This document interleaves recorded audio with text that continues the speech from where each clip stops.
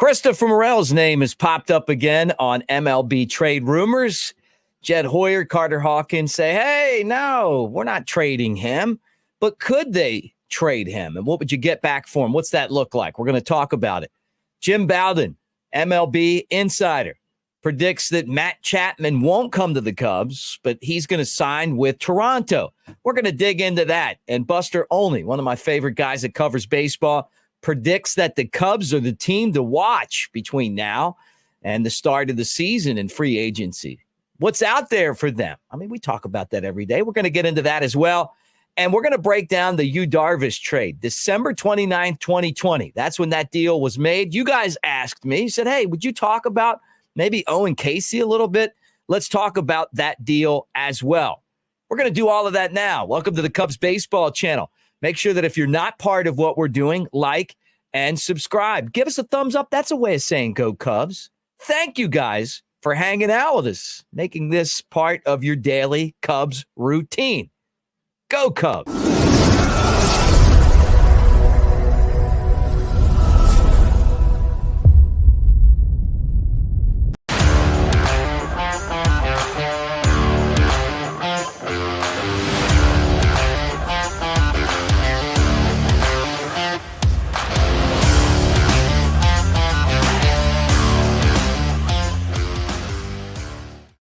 Buddy, say everybody, welcome to the Cubs Baseball Channel. I'm your friend, I'm your buddy.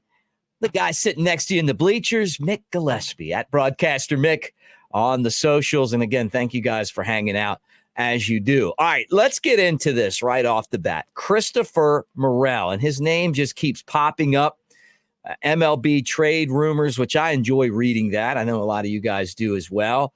And they said, okay, Christopher Morel, could the Cubs trade him? Obviously, Jed Hoyer and Carter Hawkins, the president and GM, they're saying, we're not going to trade him.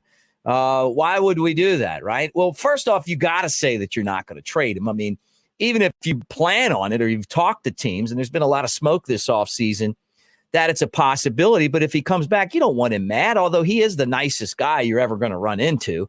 But you just don't want that, right? And, the bottom line is this. His best position is second base, right? And the Cubs have a Gold Glover at second base in Nico Hoerner. Now, Nico doesn't have the pop that Morel has, but the problem that Morel has is that outside of second base, he just hasn't been able to solidify himself in another position. And now all of a sudden you just went out and traded for Michael Busch, which I think was a good deal. Maybe a first baseman. And immediately when I saw that, I thought, well, they're going to trade for him to put him at first. And a lot of you guys were sliding in and saying, hey, watch out for Michael Busch. The Cubs need to go get him. Well, they got him, okay? But what about Matt Mervis? Matt Mervis is going to come out of the chute this year like a man on fire because he doesn't want to get passed up. And just like Busch, he's had great numbers in the minor leagues, although Busch's have been better. But it's a good problem to have if you're the Cubs. Now, Morel hit 26 home runs last year, and that makes him super valuable because power in the big leagues is a hot commodity. It's a big commodity. But the problem that Morel has is getting the bat on the ball. And, over the course of time, the percentage of time that he's able to make contact on pitches in the zone has gone down. They call it a contact rate, right? 64.5% on pitches in the zone, according to this story. And, that's off the league average, which is 76%. And, when you're talking about 50% of pitches off the plate, that's down too. It basically means this for layman. It's just, you got to make contact. He strikes out a lot. He walks, some. His power is going to be putting the ball in play. He's no good if he can't put the ball in play. And the only way you do that is to make contact. But he's got that big swing. So for the Cubs, the value, and we talked about this the other day, of Morel is the fact that he hit all of those home runs. I mean, think about the ones that he slugged in AAA last year and then went to the big leagues and hit more. So this guy's got the potential to hit 50 home runs. I mean, I don't think that's an understatement. I mean, he's got that kind of power. He's got the quick speed, the hands. He's a great athlete. But at the same time, baseball is more than just a home run derby. And that's where, if you're the Cubs, you got to figure out right now, going into this into this regular season, what you do with Morel. He's a utility guy. We saw him play third. We saw him play short. We saw him play second. He can play the outfield. He can play center field. But he's kind of a jack of all trades and a master of none. You know, you've heard that saying. Like, he can do those things, but if you put him out there too much, he gets exposed defensively, and the swings and misses and the strikeouts, right? The Cubs got to figure out what the value is. Is this the highest value he's going to have? Or could he be a player that fills that role as a utility guy? I think that those are all fair questions. And I still would not be surprised if a team doesn't pop up and say, hey, we'll take a chance on him. You know, if he doesn't make contact and strikes out, or maybe we'll let him develop into a position player, or maybe he's the guy that slides over to third base, because that still seems to be a spot that the Cubs could really use some help. And that's why I'm kind of going here next. MLB expert Jim Bowden, who covers, obviously, baseball, and a former GM at that, is really good at kind of handicapping this stuff. Now, he's not perfect. Nobody's perfect at figuring out what's going on. But to his recollection, he feels like that Chapman's best deal is going to be to re-sign with the Blue Jays. The Giants have been a team rumored to be interested in him. Obviously, he used to be on the A's before he went to the Blue Jays. He knows the Bay Area. He's one of the best defensive players in baseball. He's kind of like your old school third baseman. I mean, the Brooks Robinsons, the Ron Santos, the guys the Chipper Joneses, the guys that get over there at third and make all the plays and the diving stuff and spectacular soft hands and good feet. He's a really fun player to watch in that aspect. But how far do you want to go with him? I mean, if you're the Cubs, you can't sign too many free agents because you're going to block your farm system. And I've talked about that before, and the possibilities of BJ Murray or Matt Shaw or somebody else that can play infield. Christopher Morel sliding over there and eventually taking that spot. I don't think any of those guys are as good defensively as Chapman. And look, we dream of having Chapman at third, Dansby at short, Nico at second, Bellinger at first. It'd be a pretty damn good infield. But at the same time, it would be expensive. And I think a lot of you guys are going to say, hey, let's spend the money on pitching. So we'll find out. But it's as this offseason rolls on and you're him, you're at some point you're going, you know what? I've got to have a job here. Like I need to be going somewhere. And so that's kind of where you're at with that. It's like, okay, if you put him there, then what's the money going to look like? Who are you blocking? There's a lot of other questions. Maybe if you got him on a 1-year deal, 2 at the most. I don't know. All right, Buster Olney. Love this guy. Don't say that about a ton of the national guys. I respect them, but I really just like him. I like listening to him. I like watching him. He's one of my favorites. And he predicts, or at least he said that on his podcast, the Cubs are predicted to be the team to watch.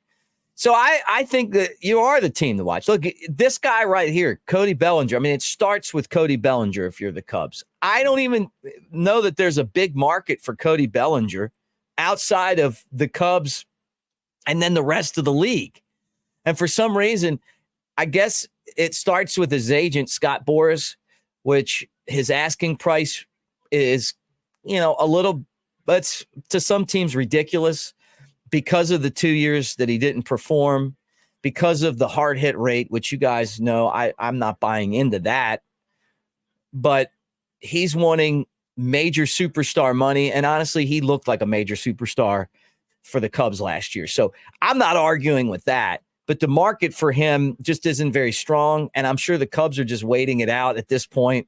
And they're going to try to get a good deal. They did that with Imanaga. Hats off to Jed Hoyer and the gang. That's what you want your GM doing if you're the ownership of the team.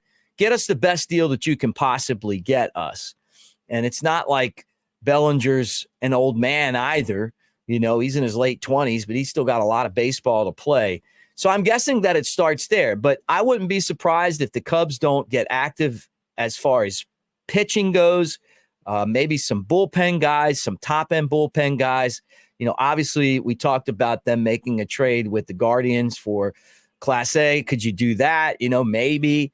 You'd have to give up some prospects. I don't think they're going to pay the, $100 million for Hader, although he could be worth it if he lives out the 5 years in the contract and continues doing what he's doing. Maybe it's worth it, but at the same time, it is a risk. So we'll find out. I'm not sure what that means. Maybe Rhys Hoskins. We talked about him as well, but who knows? I mean, the Cubs could throw us a curveball. What if they went out and got a starter?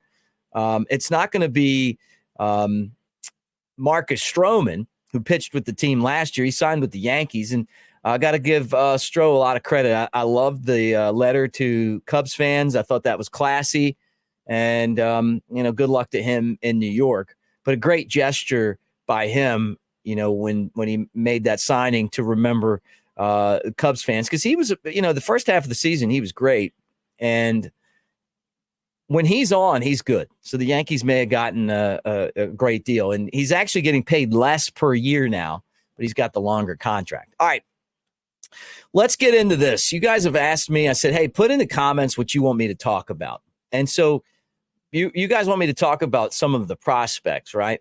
And maybe break down some of the trades that got them. So let me start with this one right here, the Yu Darvish trade. Here it is, December 29th. Padres traded Owen Caissie, pitcher Zach Davies, who was good for, the time that he was in Chicago, and some other minor leaguers for Yu Darvish and Victor Caratini. Yu Darvish being the obviously the key to this trade. My thoughts on Yu Darvish, first off. For whatever reason, and I can't really tell you why, this guy's got great stuff, but he just doesn't win games. It's like, no matter what the situation is, it always seems like if you need 3 runs, he gives up 3 or 4. If you score 1, he gives up 2. I don't understand it, because, and maybe it's just bad luck because his stuff is so great, but I didn't like his ability to play the game. Now let me explain that. The guy who was the best ever at doing that was Greg Maddux, playing the game. And I remember him telling me when he was Jim Hendry's special assistant, if they give up, easy stuff here, right? If they give up 3, how many can you give up? And he's telling us that 2, right? And so the way that, what he was saying is basically the way that you attack the game is based on what's going on in the game. If you got 7, then you can give up 6, right? What he was saying is, the goal of the game is to win, not to throw really cool pitches that have awesome shapes and spin rates and velocity, but get outs in situations where the other team doesn't score more runs than you. For whatever reason, I always felt like Yu Darvish just kind of wasn't able to do that as a Cub.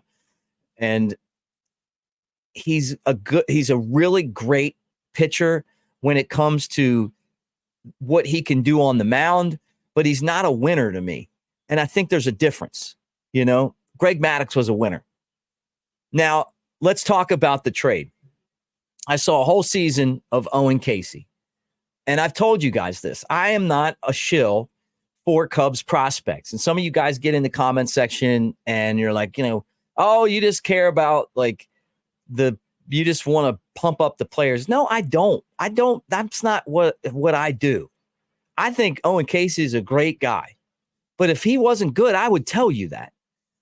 Or I wouldn't talk about him. And there's some other prospects that they've had over the years where people try to convince me that they're good, and I watch them and I know they're not. Now, this guy's the opposite of that. This guy has 15-year career potential in the major leagues. He's got to be a little more disciplined on some breaking pitches. But besides that, you start with his outfield ability. Love watching Owen Caissie play in the outfield. Takes great angles, super arm, very accurate, smart player. Is he Pete Crow Armstrong? Is he Sam Fold? Is he, one of those? No, but he's a big guy that plays in the outfield. And he's better than Jorge Soler was. He's better than Brennan Davis was. He's a really good, solid right fielder. And he just doesn't make mistakes, and he doesn't make you look bad out there. He's just smart, knows what base to throw to. Very educated outfielder. So I like him in the outfield. At the plate, does a lot of damage, right? Has power, hits home runs, always going to be dangerous when he makes contact. Strikes out a lot, got to make more contact. But when he makes contact, he is just a killer. Home runs, doubles, total bases, slugging. I mean, all of that stuff. On base percentage, because he's a guy that walks a ton. But I had an executive say to me, doesn't he remind you of, when kids had that big red bat with the huge barrel? Yes, he does. That's what he does remind me of. And so for him, as he takes the step from AA to AAA, I think it's all about just pitch recognition at the plate. Because whether he walks, which is fine for me, or he makes contact, when he makes contact, great things happen. He's just one of those guys, and I'm sure there's an analytic that says, hey, his contact to hit rate's amazing. My eyeballs tell me that. So I think this was a really good trade for the Cubs. And it's one of those deals that this guy takes another step this year, and eventually he could be a long time asset for the Cubs in the big leagues. And the other thing about his personality is he's like 21 years old and he's locked in. He's a very mature guy for his age. He goes back to Canada in the off season and he's working with Canadian baseball players to help them get more publicity so they can get drafted and have careers in baseball like him. So he's a good guy on top of it. But forget about his personality, the way that he plays the game, his ability to do damage at the plate. This could end up being a very good deal for the Cubs in the long run. All right, thanks for hanging out with us, guys, on the Cubs Baseball channel. I want to remind all of you guys that our channel right now is presented by the Smokies team store, SmokiesBaseball.com team store, SmokiesBaseball.com/store. And you can get autograph items from guys like him, Owen Caissie, Pete Crow Armstrong, the guy I call Hollywood Pete, and a lot of the other top prospects. They have jerseys, they have bats and balls that were game used. They have a baseball card store, which is unbelievable, called the Collector's Corner. They have Cubs gear. They have Smokies gear, all of that stuff. Find out for yourself, SmokiesBaseball.com/store. All right, thanks, guys. Look, if nothing breaks, I'll talk to you tomorrow. If it does, I'll talk to you later today. Go Cubs.